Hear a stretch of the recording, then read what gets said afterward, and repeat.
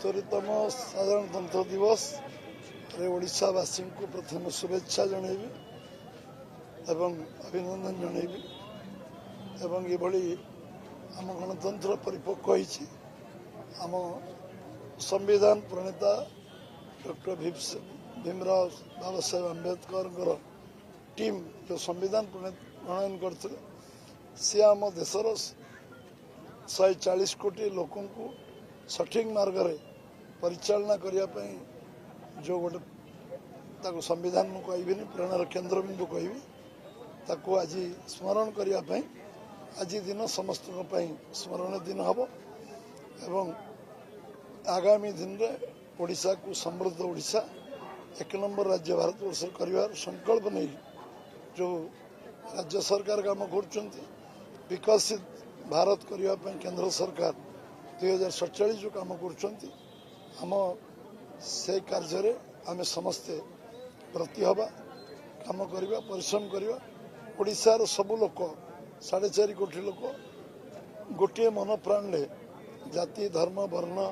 निर्विशेष विचारधारा निर्विशेष ओडिशा को समृद्ध करने काम करेंगे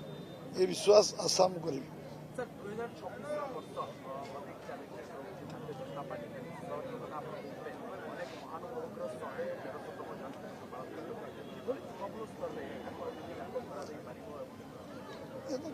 एकदम ग्राउंड लेवल ले आमर महतामकर जयंती को तलपर नि 125 वर्ष तांकर पूरा से वर्ष पालन आरंभ एवं 100 वर्ष अटल बिहारी वाजपेयी से भारतवर्ष गोटे नुआ भित्तिभूमि प्रतिष्ठा आरंभ कर भारतवर्ष नुआ दिशा देले कारगिल युद्ध टू आरंभ कर परमाणु परीक्षण पर्यंत जो विषय निष्पत्ति है सारा देश को कनेक्टिविटी से जोड़िले जो 19 नंबर देश आज 4 नंबर देश आज यशस्वी प्रधानमंत्री नरेंद्र मोदी कठिन परिश्रम कारण 4 नंबर देश पहुंचला यार आरंभ अटल बिहारी वाजपेयी समय होता तल स्तर पर्यंत आलोचना चर्चा करा सब कार्यकर्ता मन में आत्मविश्वास तैयारी करा राष्ट्रीय स्वयंसेवक संघर 100 वर्ष गोटे संघर्ष यात्रा जो 100 वर्ष आम विचारधारा को वृद्धिमंत कर समस्ते प्रेरणार केन्द्रबिंदु आम स्टोर ऑफ इंस्पिरेशन कहुए सी ए वर्ष घटे एवं 150 वर्ष वंदे मातरम जो पालन हम एकदम ग्राउंडेड समस्त तल स्तर पर्यंत वंदे मातरम को तलप दिज्व कारण देशर जितेबाला स्वाधीनता संग्राम रे सबू लोक गोटे आधार जोड़ी होते से हूँ वंदे मातरम जे कि आम समस्त को जोड़बार सब बड़ सहायक होता वंदे मातरम आम देश मातृका और देशप्रति राष्ट्रीयता जातीयतावाद एम समस्त को उद्रेक करता कोटी कोटी लोक जोड़ी किसी लोक सामनाक आसते क्रांतिकारी मान लड़ाई करते स्वाधीनता संग्राम लड़ाई करते वंदे मातरम सबुठ बड़ आधार था एवं आज जो प्रेरणा वल्लभ भाई पटेल 150 वर्ष मिलला एवं 150 वर्ष आमको बिरसा मुंडा को मिलला निश्चित भाव में जो पूज्य पूजा आम करवा ये जनवरी मसरे विवेकानंद जयंती 12 तारीख आमको बहुत प्रेरणा मिलला विषय विवेकानंद विषय जिते चर्चा कले कम हो 23 तारीख वीर सुरेंद्र साय नेताजी सुभाष चंद्र बोस विषय चर्चा आलोचना नेताजी जबली भाव में स्वाधीनता संग्राम योगदान था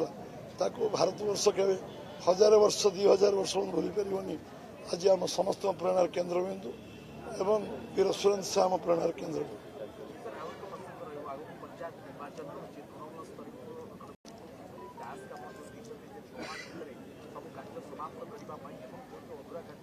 नहीं अधूरा कार्य जो जनवरी मास बंद अच्छी शेड्यूल 73-74 एमेंडमेंट पर जो निर्वाचन हम से निर्वाचन समय अनुसार हम एवं आमे आमर कार्यकर्ता सबु समय सबु निर्वाचन में प्रस्तुत अच्छा जनगणना एप्रिल आरंभ हो कि रिसिड्यूल हबार संभावना ना जनगणना एवं निर्वाचन ये तार तालमेल समान स्तर निर्वाचन कमिशन कर दल सब मुहूर्त प्रस्तुत निर्वाचन जेकोसी निर्वाचन आसो प्रस्तुत भारतीय जनता पार्टी ओडिशा प्रदेश निर्वाचन में प्रस्तुत है।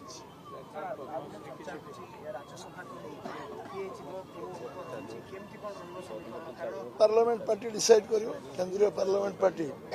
आमर विधानसभा पार्लियामेंट लोकसभा राज्यसभा सब निष्पत्ति कर क्षमता हम पार्लियामेंट पार्टी अच्छी। पार्लियामेंट पार्टी दिल्ली में बसी नीतिगत निष्पत्ति नब ओडिशा रे राज्यसभा विषय कौन निष्पत्ति हो समय ने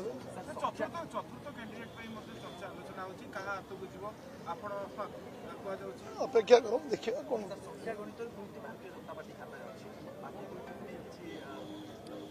आगामी दिन में आम से विषय चर्चा करें। एक्सरसाइज निर्वाचन में समस्त एक्सरसाइज करेंगे हम भी एक्सरसाइज आम दल भी कर स्वाभाविक अच्छी समस्त लड़ार अधिकार अच्छे समस्त लड़ी पारे। 4 जन जो पद्मश्री पाइले शुभेच्छा जनाऊँगी